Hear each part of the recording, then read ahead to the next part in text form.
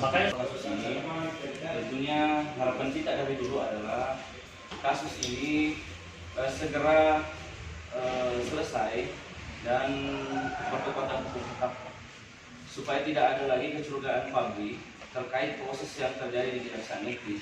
Apalagi kan selama ini terkesan Kejaksaan Negeri memang tertutup sama kami, sementara kami nggak melapor. Mungkin bisa dicek beberapa kali surat kami masuk di sini, permintaan proses penanganan kasus yang ini tidak pernah direspon, tidak pernah dibalas. Nah, kedatangan kami hari ini 3 minggu lalu kita di Kejaksaan Tinggi. Hasil dari Kejaksaan Tinggi menyampaikan bahwa terkait posisi ini, mungkin Bapak mungkin yang lebih jelas, kami ketemu sama Pak Idil, Kasipenkum di sana, menyampaikan bahwa kami Kejaksaan Negeri masih menunggu 2 orang untuk diperiksa dan 1 tim ahli. Itu mungkin untuk sementara. Saya jelaskan dulu ya. Selama saya bertugas ini memang sudah ada sama saya. Terkait dengan penyidikan masih berjalan. Dan sampai sekarang pun ini kita transparan. Kita masih terus memeriksa. Karena saksi dari saat penyidikan tidak sedikit. Sedangkan kita di sini kan terbatas SDM-nya. Istilahnya saya pun sendiri selama itu tidak ada jasa saya. Masing-masing dari kita kan punya tugas yang masing-masing. Tapi tetap saya profesional. Nah, masalah sisa berapa saksi yang belum bisa diperiksa itu dari hasil rekapitulasi anggota saya sekitar 22 orang, termasuk dari ada beberapa lah yang memang kita tidak bisa memanggil sekarang karena hasil panggilan kami kemarin ini dibalas dengan surat bahwa beberapa saksi itu masih proses karantina. Kita kan tidak bisa memaksa juga mereka datang ke dalam suasana COVID seperti ini. Jadi ada surat karantinanya, jadi kita menunggu sampai karantina itu selesai. Setelah karantina selesai, kita panggil lagi. Itu prosesnya pun ini kami sudah laporkan perkembangan itu ke Jati. Jadi kita laporkan itu sebelum Lebaran kemarin. Laporan perkembangan itu jadi bahwa ada beberapa saksi yang kita periksa. Masalah ahli pun itu kami masih terus berkoordinasi sama BPKP. Ahli untuk perhitungan kerugian negara, tapi ahli bisnis pun dari kementerian itu kita juga tetap koordinasi mengenai dari apakah bisnis yang dikeluarkan dari kementerian itu bisa kita jadikan sebagai patokan pencairan APBD bisnis atau tidak. Itu kan masih. Cuma sekarang ini pejabat yang dari kementerian itu kan sudah pindah, jadi kami pun tetap koordinasi dengan pejabat baru dari Kementerian Dalam Negeri. Ceki Dirjen Kependudukan. Jadi sisa sedikit ya. Jadi teman-teman mohon sabar sedikit ya. Kita pun tetap profesional. Kalau memang kita temukan ada kerugian negara memang yang lain sebetulnya kan. Tapi kan seperti statement kemarin ajar itu. Jadi saya tidak mau menambah, tidak mau mengurangi juga statementnya karena itu bukan ranah saya. Maksud saya begini Pak, 2019 kami datang di sini dan Bapak yang temui. Waktu itu kurang dari Bapak menyampaikan bahwa sudah 120 sekian orang yang diperiksa dan alasannya bahwa kita masih menunggu ini. Apakah tidak cukup atau apakah kurang ini waktu kurang lebih 1 tahun ini untuk melengkapi itu memeriksa ini saksi-saksi? Kenapa selalu terkendala di soal saksi? Ini COVID lagi, alasannya lagi alasan COVID lagi, nanti ada bencana alam lagi, ratusan bencana alam lagi. Maksudnya jangan kita terjebak atau Kejaksaan Negeri kemudian selalu menyampaikan alasan-alasan seperti itu. Jadi gini, memang dari statement kemarin di akhir 2019 ya, ada di korupsi kalau salah. Bukan di bulan 7 ya. Bulan 7 kami datang karena HBA. Bulan 7 kita datang. Tahun lalu ya, tahun lalu. Ya, memang pada saat itu kita sudah meriksa 100 lebih. Sekarang kan saksi sekitar 300 lebih. Seperti yang saya bilang, kita kekurangan SDM di sini pertama. Kedua, saksi yang kita panggil itu, saya sudah bikin laporannya. Saksi yang kita panggil itu ada yang meninggal. Sedangkan ini kan masalah capil, kan masalah honorer ini kemarin kan. Jadi kita harus ambil keterangannya. Ada beberapa yang kami panggil itu dia sudah tidak domisili di Toraja. Otomatis kita juga kesulitan. Kita mau panggil dia kemana? Ada beberapa saksi kemarin datang dari luar kota, dari Maluku, dari mana beberapa yang penerima honor. Itu kan mereka juga butuh biaya di sini. Makanya kita tidak bisa memaksakan. Total sekarang yang diperiksa Pak? Sekarang ini kita memeriksa sekitar 301 lebih lah. Coba, siapa? Ya. Helmi. Nggak tahu lu panggil Evan. Makanya tinggal sedikit lah. Kalau dari rekapitulasi kita sekitar 20 lah. Itu pun setelah kita periksa semua kan kita rekapitulasi lagi. Kalau kita serahkan ke BPKP, tapi tetap kita harus minta ahli dari kementerian.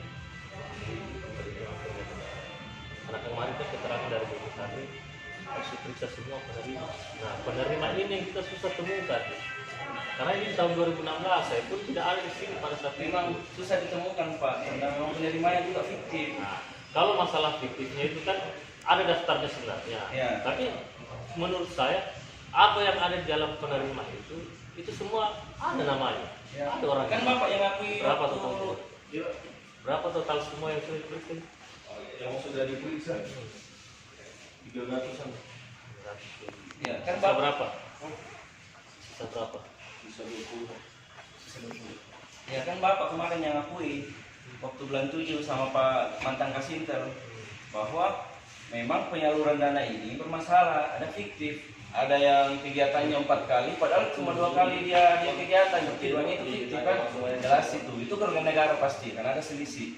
Kemudian yang kami ingin tanyakan lagi sesuai dengan laporan kami bahwa mulai dari proses penganggaran dana SYAK ini itu sudah bermasalah sampai pada tahap pelaksanaan.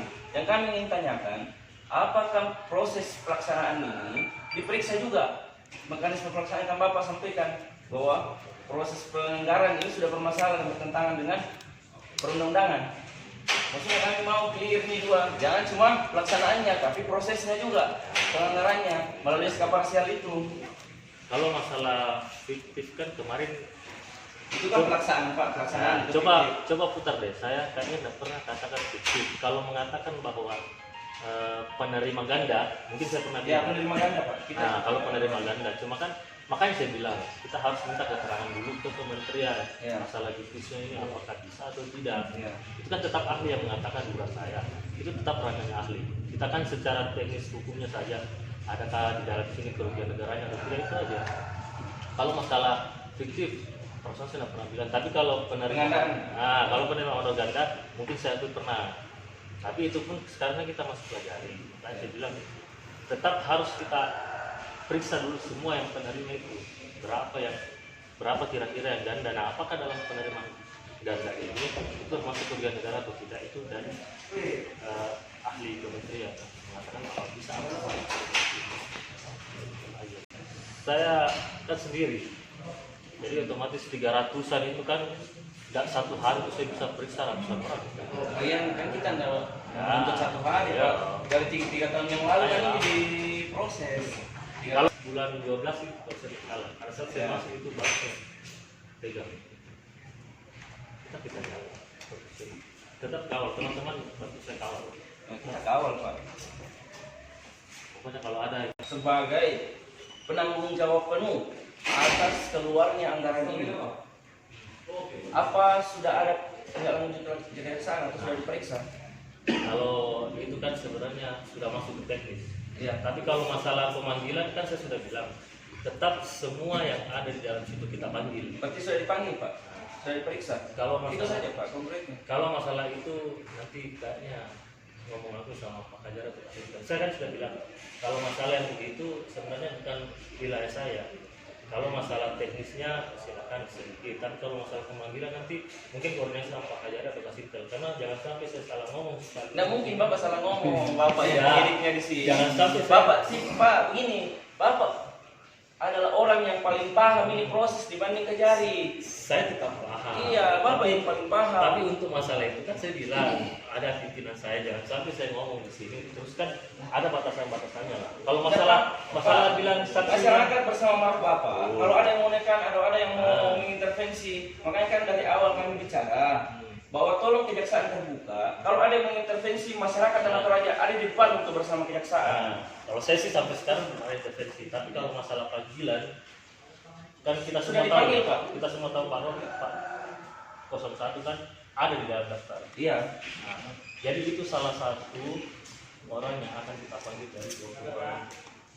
Berarti Lalu belum masalah dipanggil ya? panggilan, kita sudah layangkan panggilan. Kita layangkan panggilan sekali. Sudah satu kali dilayangkan, tidak terpenuhi, dipanggil lagi. Bukan tidak terpenuhi. Itu tidak terpenuhi. Cuma kan ada alasannya, istilahnya mungkin pada saat itu Bapak Bupati sedang di karantina atau apa kan, saya tahu ada buktinya. Nanti mungkin kasih tahu makanya yang sampaikan sama teman-teman. Caranya menyampaikan gimana Pak? Nanti bikin audiens saja tuh. Kalau saya kan Karena cuma sulit juga komunikasi dengan pimpinan di sini, kasih intel juga kami kesulitan. yang penting kan saya sudah secara garis besar kan saya sudah sampaikan sama kalian tuh. Ya. Selebihnya silakan. Karena saya sebenarnya bukan saya tidak mau, bahkan kalaupun kalian kerja itu pun tidak bisa karena PPI itu ada limiter. Tapi kalau garis besarnya sama. Oleh karena itu kan saya mendengar tadi bahwa alasan Kejaksaan Negeri atas terhambatnya atau mandeknya penanganan kasus ini adalah sumber daya manusia. Anggaran ada, infrastruktur ada, terkendala di sumber daya yang melakukan pemeriksaan dan sisa hanya 20 orang dan sudah berlarut dan mandek, dan kami amati bahwa Kejaksaan Negeri sampai hari ini tidak pernah secara terbuka melaporkan perkembangan hasil penanganan kasus dugaan kasus korupsi SIAK ini. Dan Bapak sampaikan memang sisa 20 orang. Terus kendala yang lain kan ada yang sudah meninggal. Berarti yang apa kendala utamanya sehingga tidak segera dilakukan pemeriksaan, pemanggilan, bahkan kalau memang tidak dipenuhi oleh yang bersangkutan bisa secara kewenangan Kejaksaan Negeri melakukan pemanggilan paksa. Kenapa itu tidak dilakukan? Supaya publik tidak, kan begini, persepsi publik ya bisa jadi nanti selesai jabatan bupati baru dipanggil dan lain sebagainya. Ini tidak ada kepentingan politik di sini Pak. Tetapi selama 3 tahun ini dari daftar secara pelaksanaan teknis ini kewenangan Kejaksaan Negeri sampai sekarang selama 2 tahun bergulir ini tidak berani melakukan pemanggilan terhadap atau pemeriksaan terhadap Pak Bupati selaku penanggung jawab penuh atas keluarnya anggaran tersebut. Dan sudah memang betul-betul disampaikan Bapak bahwa masuk dalam daftar. Pak Bupati ada kok, Pak Bupati tidak kena COVID kok, dan lain sebagainya. Pak Bupati kan kemarin yang kena karantina itu. Jadi bukan artinya begini ya, kenapa jangan salahkan publik, persepsi publik kalau memang Kejaksaan Negeri dinilai bahwa tidak menunjukkan tariknya atau tidak berkutik memang di penegakan hukum di Kabupaten Tanah Toraja ini. Ya kan begitu, sisa 20 orang. Kita Kejaksaan Tinggi kemarin, penyampaiannya sisa 2 orang bersama ahli. Ya persepsi kami ya seperti sisa Pak Bupati dong dengan Kepala Dinas Pendudukan. Iya, jadi artinya Kejaksaan Negeri harus terbuka penanganan kasus ini ya. Laporan Dia untuk mempublikasikan itu, Kejaksaan Negeri tidak publikasikan. kan saya sudah bilang kalau itu kan saya tidak bisa banyak bicara bukan saya. Jangan sampai kayak gitu. Saya kan belum sudah bilang, jangan sampai saya salah ngomong. Itu salah. Makanya saya bilang kalau masalah yang begitu kan silakan terus sama sampaikan. Nah kedua pun ini. Kalau masalah kenapa tidak ada paksa? Kan saya sudah bilang yang kita tidak mau itu yang susah alamatnya. Yang susah alamatnya panggilan paksa gimana? Kalau kita pun tidak tahu suara juga Bupati Pak. Oh iya. Iya. Itu kenapa sekali Pak? Iya. Sampaikan memang belum diperiksa ya Pak ya. Belum diperiksa. Dan sudah layangkan surat pemanggilan pertama. Berarti kalau tidak dipenuhi pemanggilan pertama, belum kedua. Ya. Makanya saya bilang. Iya, terbuka saja Pak. Ya, terbuka saja Pak. Walaupun terbuka, cuma kan itu langsung ke kasih tahu aja lah. Kalau masalah itu, tetap saya kan sudah bilang. Saya layangkan panggilan. Dari kapan Pak? Nah, saya sudah layangkan panggilan Kemarin minggu lalu, kemarin bulan lalu, cuma kan ada karantinanya. Itu kita enggak begituan itu kita nggak benar juga, pasti ada surat. Sebenarnya begini Pak, soal protap kesehatan yang diterapkan dalam pemeriksaan kan bisa pemeriksaan video conference. Ya Zoom kan bisa. Ya seperti yang penegakan hukum yang lain lakukan kan, instansi penegakan hukum yang lain lakukan kan. Nggak bisa pemeriksaan begitu pakai pikon, nggak bisa. Kalau pada umum mungkin bisa, kalau kita. Hei, Pak Bupati, santai bos. Pak Gajar siap. Ada Pak Gajar. Ada kode yang jelaskan. Iya, teman-teman. Tidak mau. Kemarin kita demo kan kita ditinggalkan karena memang kami tahu bahwa posisi Kajati memang akan melempar ini ke Kasipitsus karena Kasipitsus yang tahu. Yang dilempar kami saya tahu Pak. Kajati kami temui, Kajati bilang, "Dek, saya arahkan langsung ya ke Kasipitsus ya." Jadi itu kalau pengawalan kasus kita di Kejaksaan Tinggi. Karena yang Kasipitsus. Kita datang demo, disajak datang baik-baik, kita datang baik-baik, diterima perlakuan seperti ini, kan kesannya tidak bagus.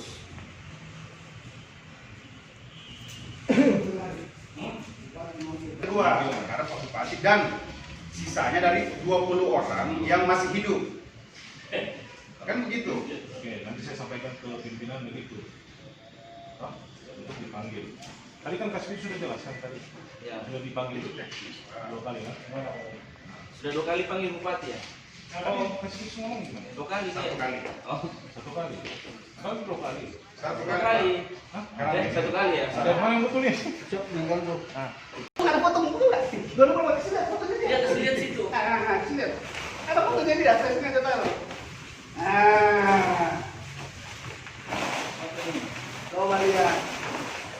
Saya ini udah nunggu kamu mau datang, saya udah tahu kamu mau datang. Minta klarifikasinya Pak Kajari. Ini nih, kita buka. Nih. Ini baru nih, Pak. Bukan yang bilang pilkada itu. Oh bukan. Itu menjelang pilkada pada 2019 ini Pak. Kalau ini Saya tidak tahu itu. Jangan semakin kami dengan LSM atau polisi lain mau lintas korupsi. Kami minta klarifikasi. Kami minta klarifikasi dari Pak Kejaksaan Negeri terkait dengan pernyataannya tadi menjelang pilkada. Jangan nuduh-nuduh Pak. Jangan menuduh Pak. Asal Kajari nuduh-nuduh, tak boleh nuduh. Nih, desa tinggi mutasinya orang begini. Kok gini? Nuduh-nuduh kita di Nanti kita demo itu. 2017 kita lapor. Jangan nuduh. Jadi apa itu? Ada gas motor apa itu semua? Gas motor. Demo lama Ini demo lama 2019 kita demo. Bulan 7. Wah, menjelang pilkada. Masih atas liputan media teman-teman wartawan. Hari ini kami dari Forum Mahasiswa Toraja menyayangkan yang pertama terkait tuduhan dari Kejaksaan Negeri yang kami nilai adalah kejaksaan terkesan anti diskusi anti dialog, terus kejaksaan kepala kejaksaannya ya, yang menuduh kami bahwa kami demo di dekat momentum pilkada. Wong kami demo dari 2017, 2018, 2019 tanpa henti kami demo. Silakan dicek di Kejaksaan Tinggi. Yang kedua adalah terkait pemeriksaan saksi yang kurang lebih sudah 330-an orang.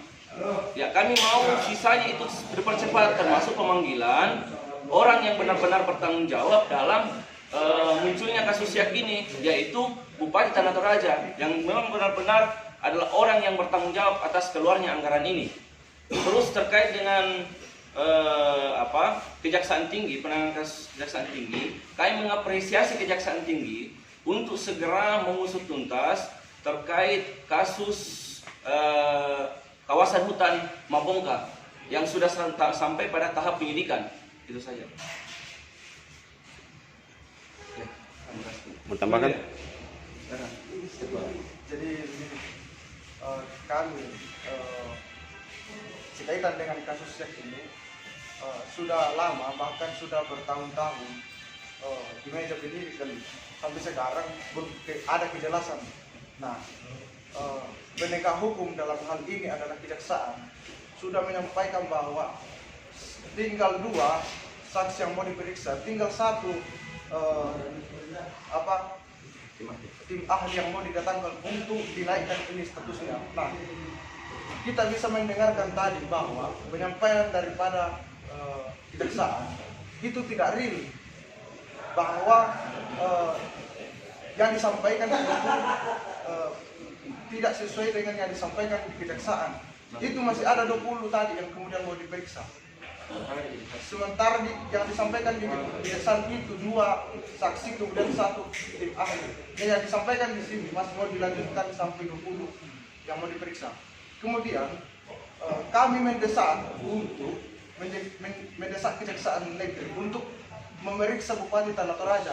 Karena kenapa? Kejaksaan Bupati Tanah Toraja ini yang kemudian mengeluarkan SK parsial, dan ini adalah penanggung jawab SK itu.